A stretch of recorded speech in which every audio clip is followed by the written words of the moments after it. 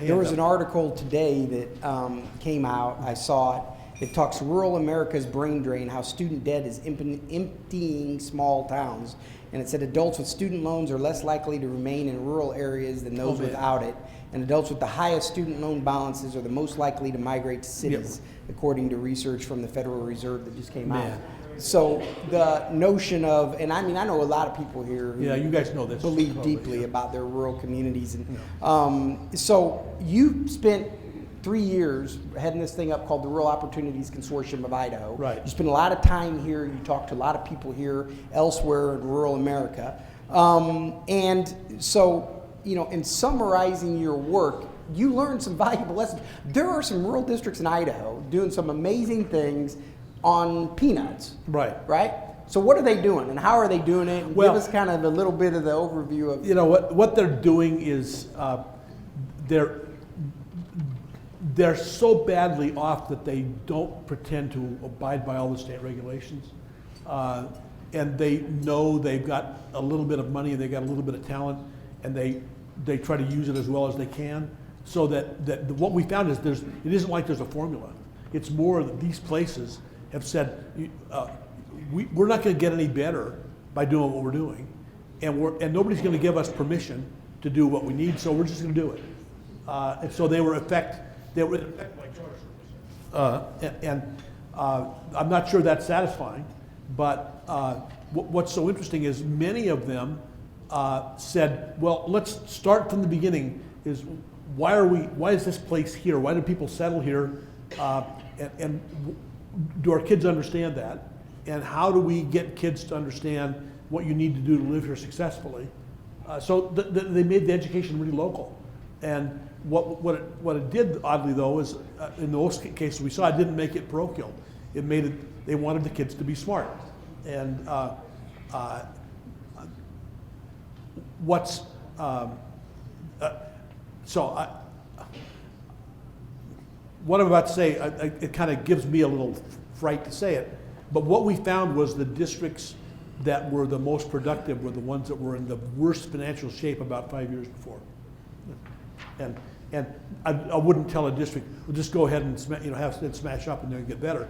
But it's more that the attitude that comes about is we got to fix this, and we're just not running. We're not staying on our lanes. You know, we're not just going by the book. We're not trying to please somebody in Boise. We're just trying to stay alive. A superintendent-driven thing, a board-driven thing, a local business-driven thing, or is it any commonalities at all? I think it local superintendents in partnership with local business, and you know what that can mean in some places. You know, this is a pretty small scale thing, but a couple of important relationships between the superintendent and business. And as you know, in some of these places, general government scarcely exists. I mean, the superintendent might as well be the mayor. There's, but really making a connection between families and the ambitious families and families with businesses to run.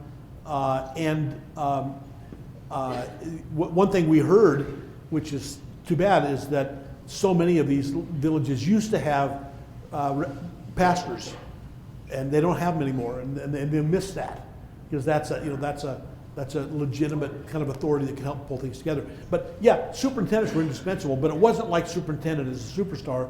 It was superintendent as somebody that would bring together the assets of the community and get people going. And so when you asked them, why are you doing this, what was the answer? It was never fancy. It was, I believe in the town, I believe in the kids. Mm-hmm. And it was generally, it wasn't like they went out and bought some academic package off the internet or something. They went out, they said, how are we gonna make this work better? Hey, our kids are not reading very well, what's the problem? It's kind of, funny, I'm embarrassed to say this in front of all these educators, because that's exactly how it works. Somebody who's got talent to teach realizes it's not working, and so they dig in.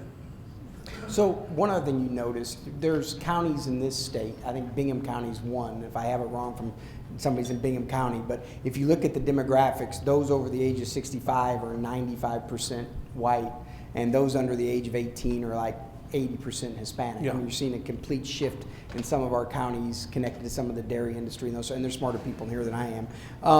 But you also note that there are some districts that handle that better than others. This transitioning to a different, and again, what are some of the secret sort of insights you can give us as we wrap up here?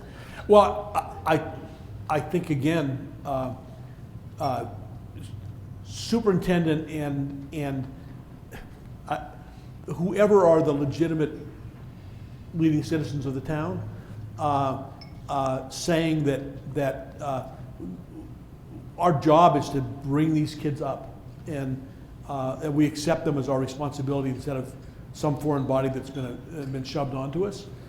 Because the opposite can happen, and I've seen it, is that the incumbent families, they say, well, what the hell? Why am I going to have to pay for all these kids and they're paying, and so there's resistance to doing anything.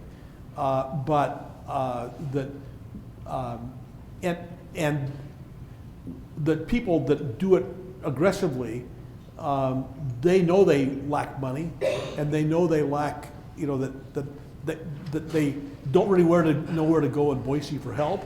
At least they did in my day. Maybe it's all fixed now. Some kind of listening post on small rural areas, rural districts, especially those that have changing populations, I think is a way to communicate back to the legislature would be a tremendous thing. So one final thing, we're almost out of time, but you've written a lot about the 4-day school week. Yeah. And I think about half of our rural districts use a 4-day school week. And my kids went to a charter school, full-day school week. And you've done a lot of work on the impact of the 4-day school week. Now, you can have individual examples that don't fit what you're about to say, Yeah. I get it, right? But overall, the 4-day school week is good, bad, how would you describe it? Well, so as you just illustrated, you can do a very good job in a 4-day school week if the school week is designed around it. So on the other hand, it's much harder to do the very same thing you were trying to do in a 5-day school week in a 4-day school week. And a lot of people made the shift without thinking it through. And I don't know, because I haven't been out there in the last year, maybe people are catching up, but I saw too much of people just hoping it would work, and teachers in particular being very worried about the little kids who didn't do so well going for a longer school day, 4 days a week, and the disadvantaged kids who weren't going to be supervised at all in the other days, and they were also worried about their own performance on longer days where they're doing as well. So I got concerned looking at it that a lot of people had kind of taken a leap of faith and hadn't given themselves a way to crawl back and said, how do we know whether this is working or not? And some of the justifications people gave us were kind of BS. Well, we don't see any real change in test scores. Well, yeah, I mean, you got 50 kids, it'll take you a while to see change in test scores, but you better ask some questions. Nationally, it's starting to grow. And I think the question of how to do a year ago, I would come here and try to guilt the heck out of you about the 4-day school week because I thought it was dangerous for a lot of kids. I've given up on that. I think that it's happening, and obviously it's some people are doing it right, but the question of what it takes to do the 4-day school week well is a huge one. And I know I can't get any money from anybody to do that, but it's very important for there to be models and options and caveats about here are the things you don't want to let decline. Last thing I'll say about the 4-day school week is it's starting to move into fringe areas and towns, and I predict it will move into bigger places all the time. Long time ago, Rand did a study about collective bargaining. What they found is that teacher collective bargaining, when places don't have enough money to meet the pretty reasonable demands of teachers for raises, they make concessions on work rules. And the 4-day week is the mother of them all concession on work rules, and that's basically why it's being done most places, to remain competitive in the teacher labor market. And I think it's going to get more and more important as the time goes on. So this question of how do you do it right in 4 days, and the last thing I'll say about that, one thing we know, the places that were built around 4 days had great confidence that the kids would work on the 5th day and the teachers would do something to motivate the kids to do the work on the 5th day, like read and respond to the work they did.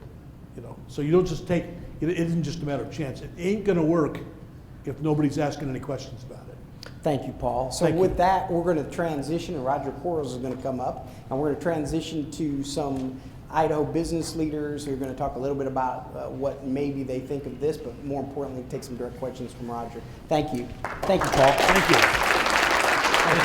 Too vague? Yeah, look back. Too vague? Yeah, look back.